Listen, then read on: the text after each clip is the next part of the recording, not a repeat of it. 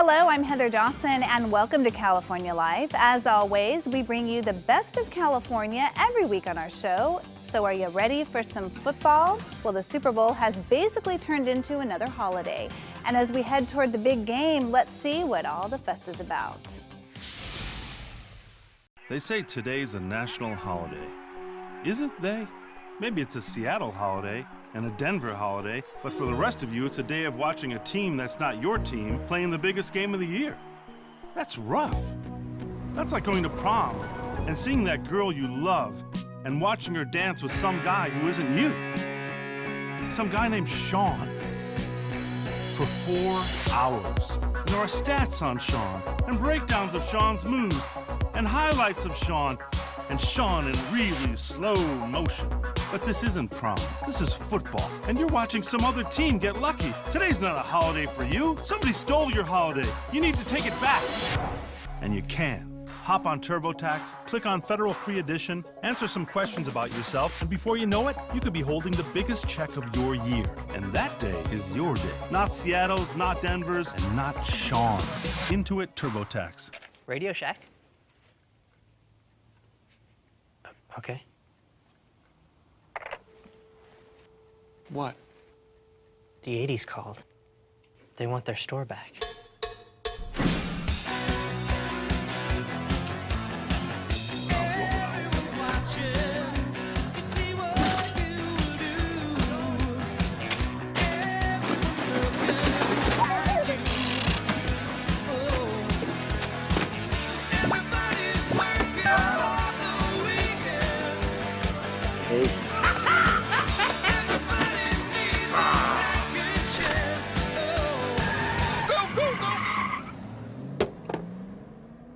It's time for a new Radio Shack. Come see what's possible when we do things together. You're too late. You want a piece of my heart?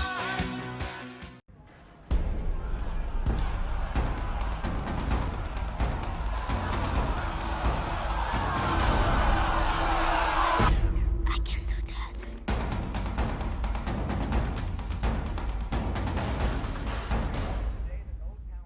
I can do that.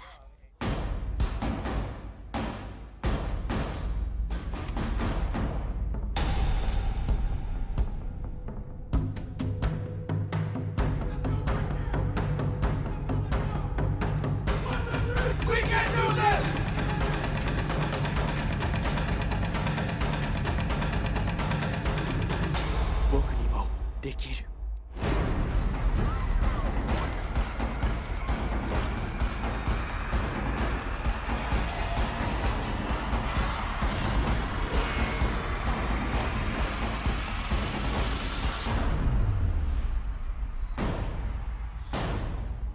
You can do that.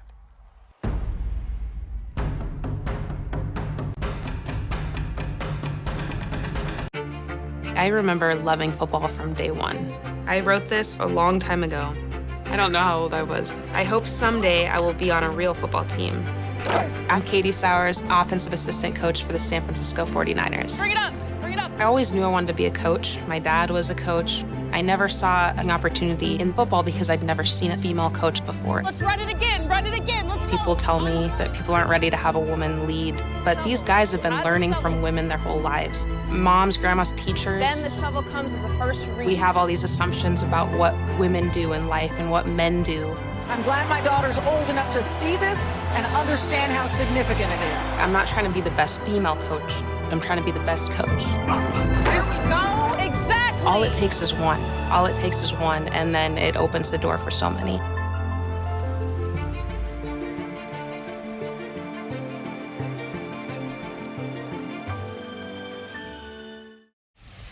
And after the break, meet the real winners of the Super Bowl.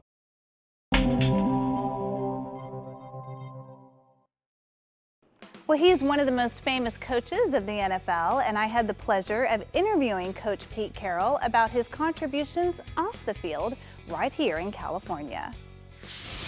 In Pete Carroll's 9th season as head coach of the USC Trojans, he's already faced disappointing loss, leaving many California residents wondering what the future holds for the one-time champions. Well, as Pete Carroll learned a long time ago, it all depends on how you look at it.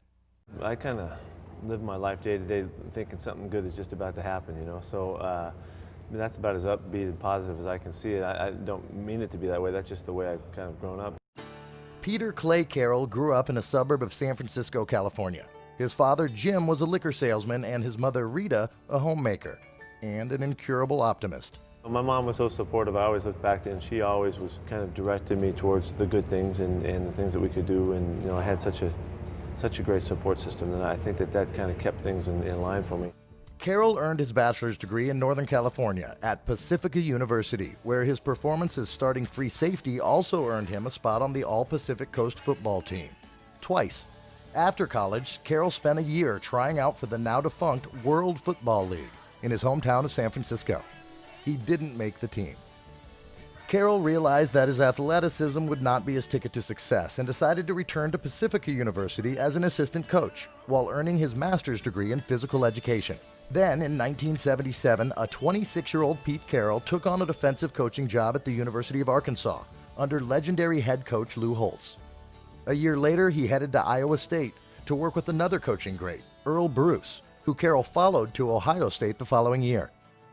After nearly 20 years in various assistant coaching positions, including stints in the NFL with Buffalo, Minnesota, and New York, in 1994, Carroll finally received his first NFL head coaching position for the New York Jets, an opportunity that proved disappointing. He was fired after only one season. The occurrences have never knocked me down, and they've never kept me down, and I think that's all goes way back to the home. Home, San Francisco, Carroll's next stop after being let go by New York. He moved back for 2 years and found success as an assistant with the 49ers. Carroll then spent 2 years as head coach in New England, where he still holds the franchise's second-best winning percentage. His next move would be life-changing.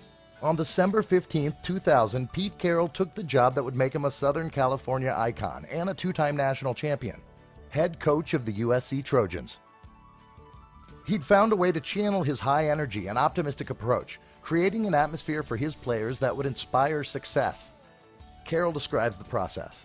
An empowerment process that really is trying to build people up to become the best that they can. So all of that just doesn't have any room for negativity. It doesn't have any room for going, looking at the dark side of things. And so that's just kind of the environment and the culture that we've created here, and it's served us very well. In 2001, Carroll found a way to bring his team's environment of hope to the streets of South Central Los Angeles with a program called A Better LA. It's a nonprofit committed to supporting Los Angeles communities and redirecting gang members from negative to positive activities and positive visions for their future. I go in with people that, in the different areas that are familiar with the area so that we can meet people. Basically, we listen.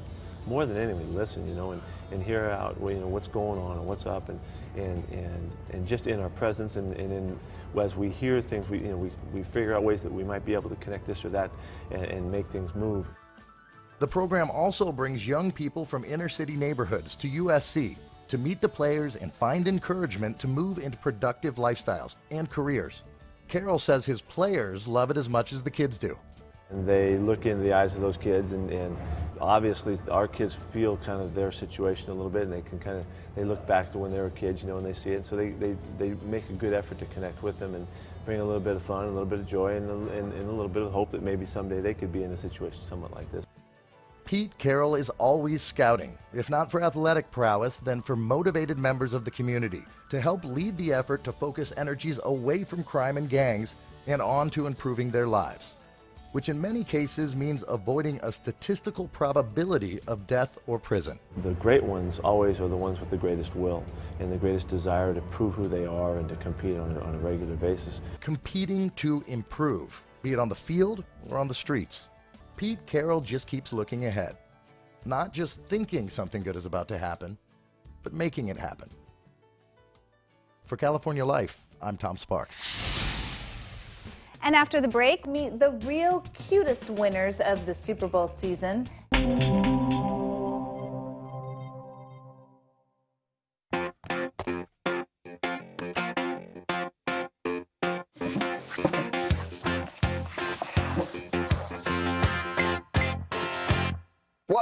What I want, you got that hard to handle. If you get a ball, you're gonna be happy for like the rest of your life.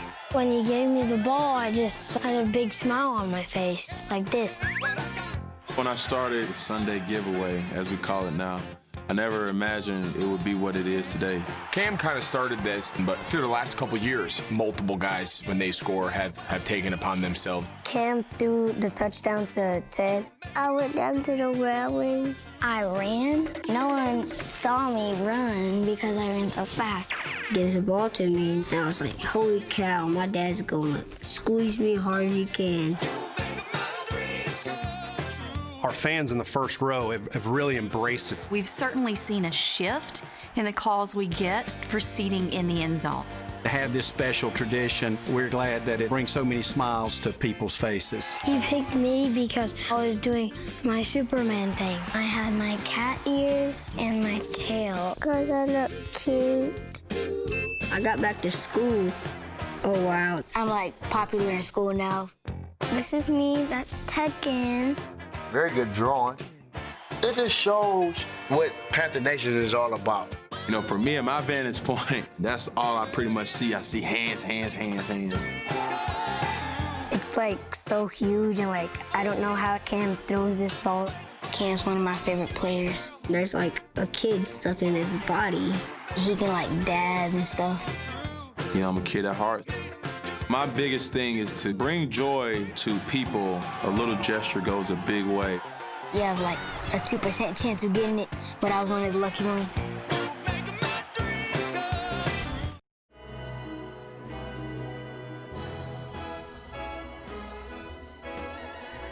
It's the greatest production of Hello, Dolly I've ever seen.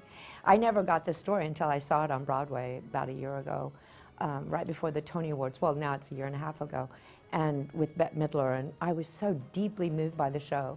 And then I was really surprised when my agent called me last January, a year ago, and said that Scott Rudin and Jerry Zaxar, great director, wanted me to take the national tour on the road. It was like, I was really shocked, but also very moved and felt incredibly honored to have the privilege to carry this show across America in a time period where I think America needs a dose of joy that this show brings. So it's been really fun so far these past few months. The reason for doing the show, you know, is that it was an honor to get to collaborate with these amazing artists, and they put together a cast too. Our ensemble is like remarkable. They're beautiful and gifted and just singular talents.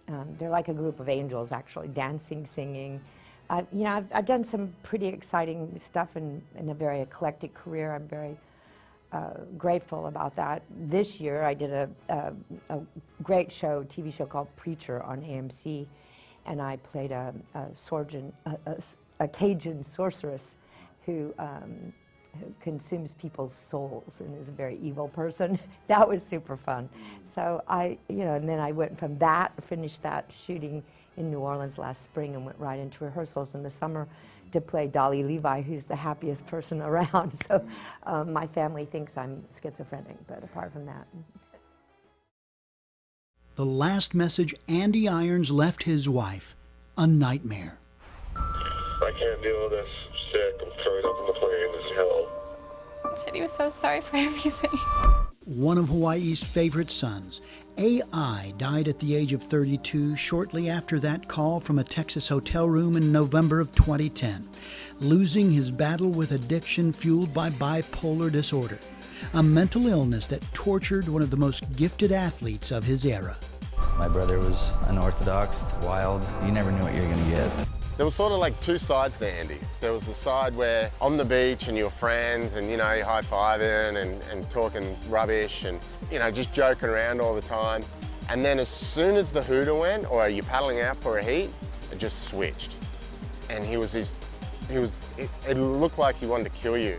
He was that guy that was just like, everything was just like, "Rrr," but then he did it in style, and he did it with style. Andy was all time, even though he was intimidating, you know, in events, but he was one of the most loving people I've ever known. Andy Irons' Kissed by God could have been the film to show a generation there is a way to break the grip of addiction and rise above mental illness. He overcame a substance-fueled near-death experience at age 21 to claim 3 straight world titles. Instead, it is an important, sobering chronicle that can't be ignored. You know, many people live highly productive lives, and for them, it's something that sort of hums in the background that may not be that disruptive. And that, yet for other people, it's hard for them to hold down a job. It's hard for them to form and sustain relationships. People don't understand you. You can feel different from other people. It makes it so difficult to just figure out what you need to do. There was no write-ups about it. You know, nobody talked about it other than behind closed doors, you know.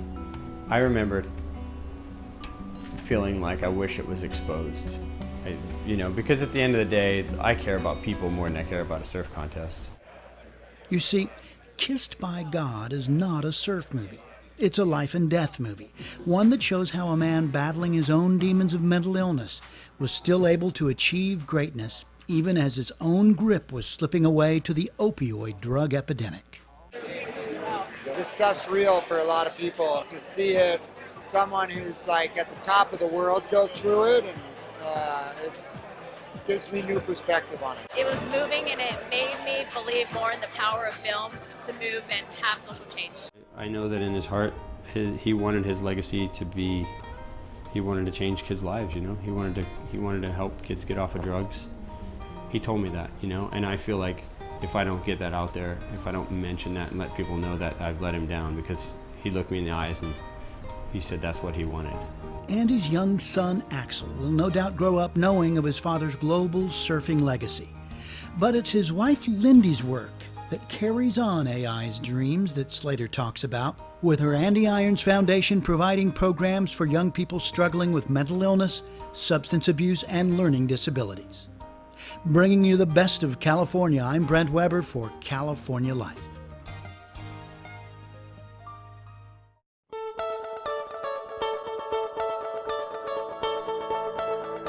I am John Barry. I am a trial lawyer and the CEO of Barry Law Firm. Several of our attorneys and staff members are veterans, and we have a great deal of respect for those who served, those who fought for our freedom, and those who share our values. We love working with fellow veterans, but it's important for us to help them as well. Veterans put everything on the line. There's no sick days in combat. They come back here, back on our soil, and we've got to help. We've got to work together.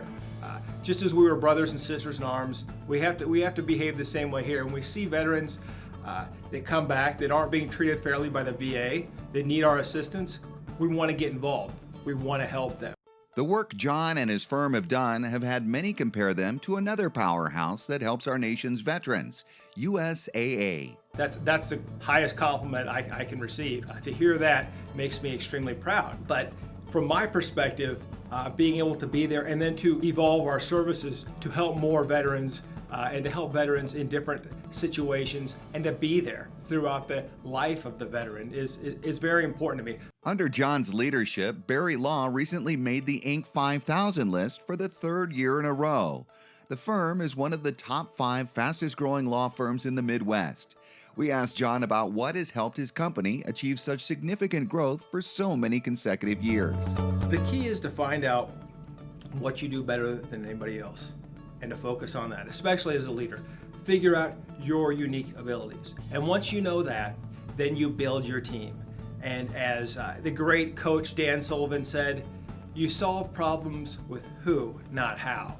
And so as you develop as a leader and build your organization, it's important to have subordinate leaders who can solve problems. So you hire the subject matter experts, you hire the best in the industry, and give them incentives and push them to be their best. And that's how you build a great team. You take care of a team by pushing them, by challenging them, by making them great.